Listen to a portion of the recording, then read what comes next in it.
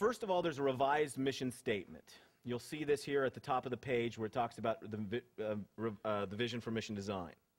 The revised mission statement says this: the mission of the Presbytery of the Los Ranchos is to further the kingdom of God by being a learning community that fosters effective missional congregations that embody the great ends of the church. Notice, every one of our assumptions is in this. Our mission is to further the mission of the kingdom of God by being a learning community that fosters effective missional congregations and embodies the great ends of the church, our values, the things that we've already agreed upon that we care together.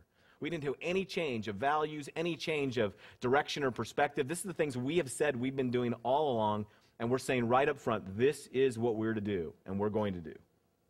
We're going to do this through the following ways. By being faithful stewards of our theological tradition, our shared values and resources. By fulfilling our fiduciary responsibilities, in other words. By cultivating missional partnerships. By seeing more and more people join together in mission across church lines for the sake of the kingdom. By brokering resources for missional effectiveness, by finding ways to make sure that if there's resources over here and if there is a need over here, we find ways to put them together. By securing and nurturing effective missional leaders. We are growing up amazing candidates. Aaron Dunnigan went back to Princeton Seminary and met with a whole group of our candidates from this presbytery. Steve Yamaguchi and I texted her on her phone and said, take them to dinner, take them to dessert, send us the bills. We want those great seminarians to come back here. We want them to know this is a good place. Those are sharp, young seminarians. We want them to be pastors in this. We were wooing them. We don't want them leaving. We want to grow our own. We got churches now that are without pastors who are looking and searching.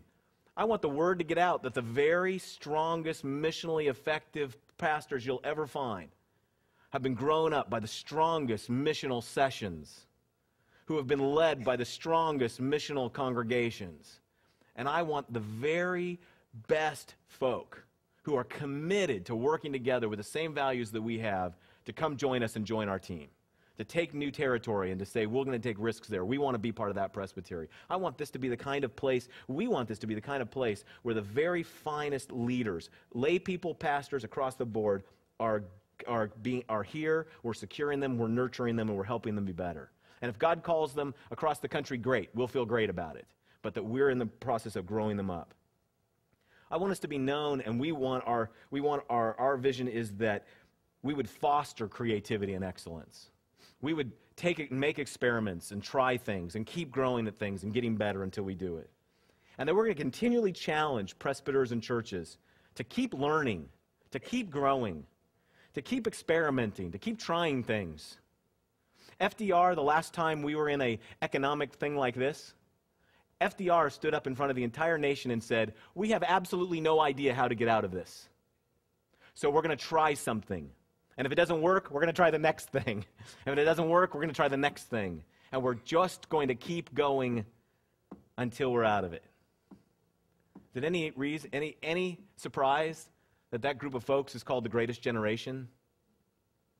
That's what we need to raise. The Presbyterian Church needs the new greatest generation.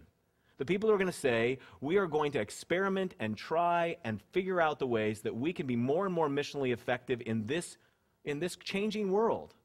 That we're not holding on to the past. We're looking at the future in front of us, and we're willing to do absolutely anything it takes to be able to see that God's kingdom would come, God's will would be done on earth as it is in heaven.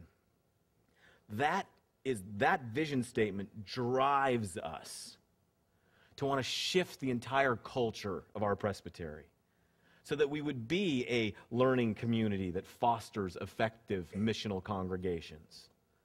That the presbytery would continue to equip congregations and that we equip leaders to become more missionally effective. We want to see in our culture 3 values permeate. Values of faithfulness first and foremost. We keep our vows. We keep our trust. We do the things we have to do. We work together and stand together because this is important and God has entrusted it to us. There are people who've come before us who've given money to our buildings and given money to our mission funds and who've said they've trusted us.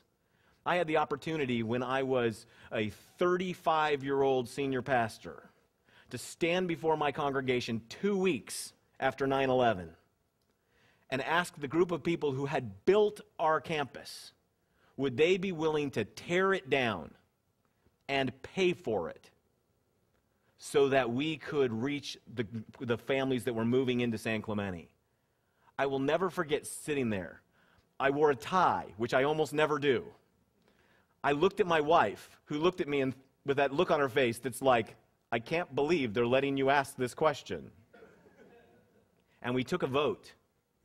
And 2 weeks after 9/11, when their portfolios were as down as they had been at that point, when there was absolutely no security whatsoever that we wouldn't have another attack, that congregation voted to tear down their buildings and pay to have them rebuilt so that we could be a church that is more open to the people who would be moving in. Every time we have a new members class, I say, take a good look at the faces of the people who sacrificed so you could have a church home here. That's what we're calling people to do. We're changing our culture over and over again so that we care about faithfulness, fruitfulness, and fellowship. We want to see ourselves become more effective. We want to have conversations right up front that say, are we fulfilling what God's called us to do? Are we seeing fruit that remains, as Jesus said? If we're not, let's work together and make sure it happens. And let's do so together in a growing sense of trust